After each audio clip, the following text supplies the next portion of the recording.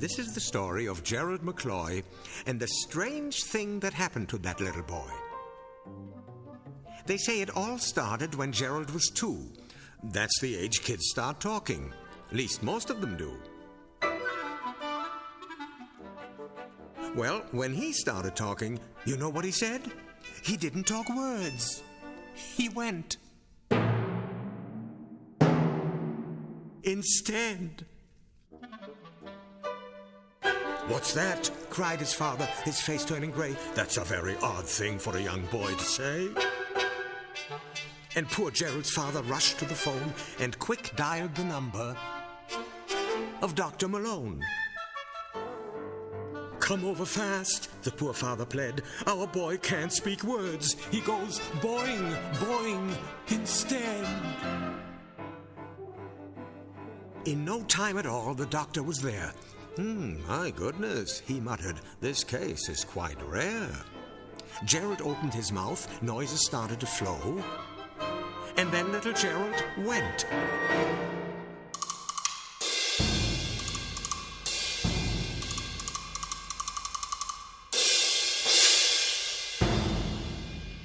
Three times in a row.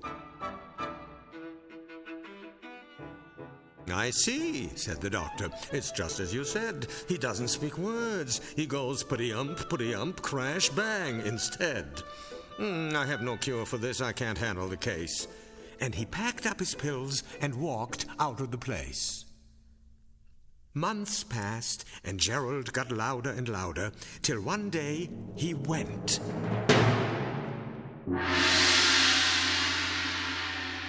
Like a big keg of powder. It was then that his father said, "Oh, this is enough. He'll drive us both mad with this terrible stuff. A boy of his age shouldn't sound like a fool. He's got to learn words. We must send him to school."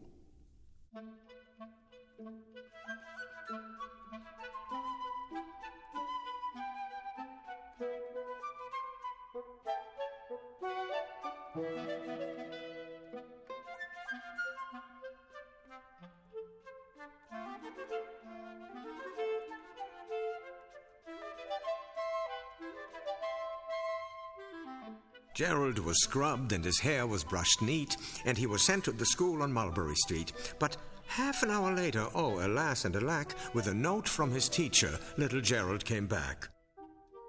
"From Public School 7 to Mrs. McCloy, your little son Gerald's a most hopeless boy. We cannot accept him, for we have a rule that pupils must not go. In our school, your boy will go all his life, I'm afraid. Sincerely yours, Fanny Schultz, teacher, 1st grade."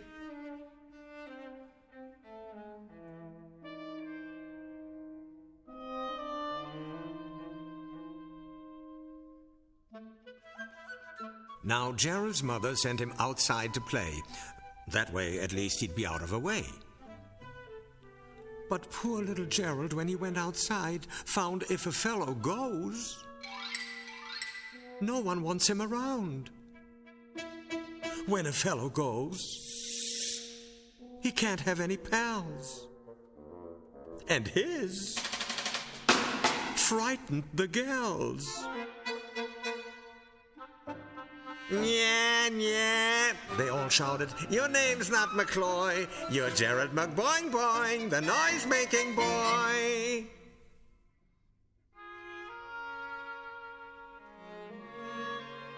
Now Gerald was sad and in shame hung his head. He didn't go out, he just wished he were dead. It wasn't his fault that he couldn't speak words but made noises instead.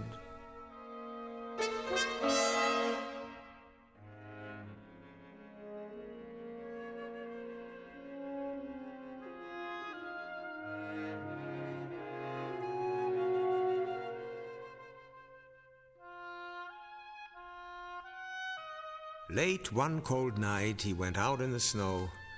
Though Gerald knew he had no place to go, he'd never make good, he thought with a sob. A boy who makes noises can't hold down a job. His sad heart was breaking. He'd jump on a train. He knew he could never come home again. But suddenly, while he ran clippity-clop, there came out of the night a voice shouting, "Stop!"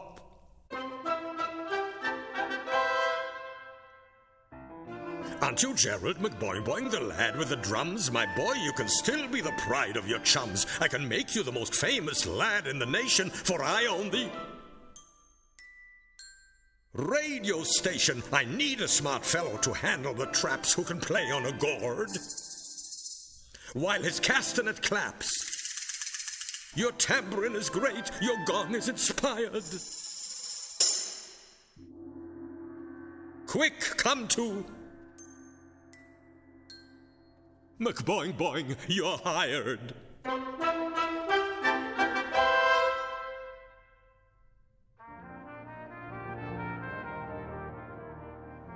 And now we switch to a concert already in progress on station boing, Gerald's permanent address.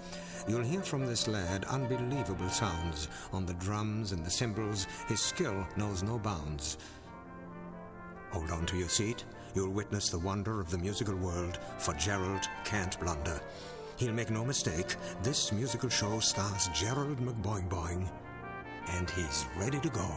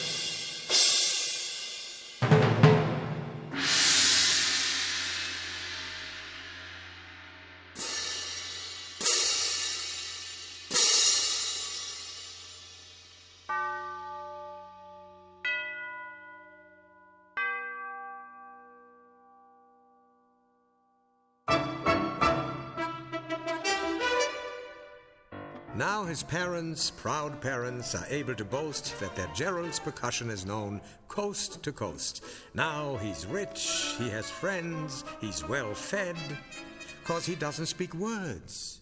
He goes. Instead.